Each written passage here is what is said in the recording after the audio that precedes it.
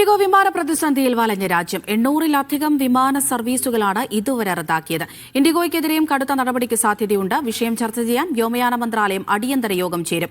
വിമാന നിരക്കുകൊള്ള തടയാൻ ഓരോ റൂട്ടിലും യാത്രാക്കൂലിക്ക് പരിധി നിശ്ചയിച്ച് കേന്ദ്രം ഉത്തരവിറക്കി. പ്രതിസന്ധി ഉടൻ അവസാനിക്കുമെന്ന് ഉറപ്പു നൽകിയെങ്കിലും 5-ാം ദിനവും ഇൻഡിഗോ വിമാന സർവീസുകൾ രാജ്യത്ത് താറുമാറായി.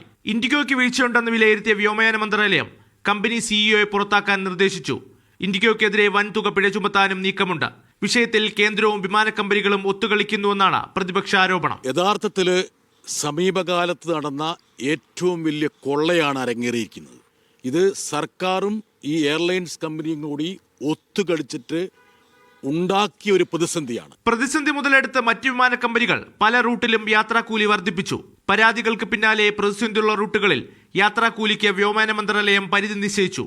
500 കിലോമീറ്റർ വരെ 7500 രൂപ, 1000 കിലോമീറ്റർ വരെ 12000 രൂപ, 1500 കിലോമീറ്ററിന് മുകളിൽ 18000 രൂപ എന്നിങ്ങനെയാണ് നിരക്ക് നിശ്ചയിച്ചത്. ഇതിനു പുറമെ യാത്രക്കാർക്ക് നാളെ രാത്രി 8 മണിക്കുള്ളിൽ ഇൻഡിഗോ റീഫണ്ടുകൾ നൽകണമെന്നും കേന്ദ്ര സർക്കാർ നിർദ്ദേശിച്ചിട്ടുണ്ട്. അതേസമയം സർവീസ് റദ്ദാക്കുന്നതിന്റെ തോത് വരും ദിവസങ്ങളിൽ കുറയുമെന്നതാണ് ഇൻഡിഗോ വ്യക്തമാക്കുന്നത്. മീഡിയ 1, ഡൽഹി.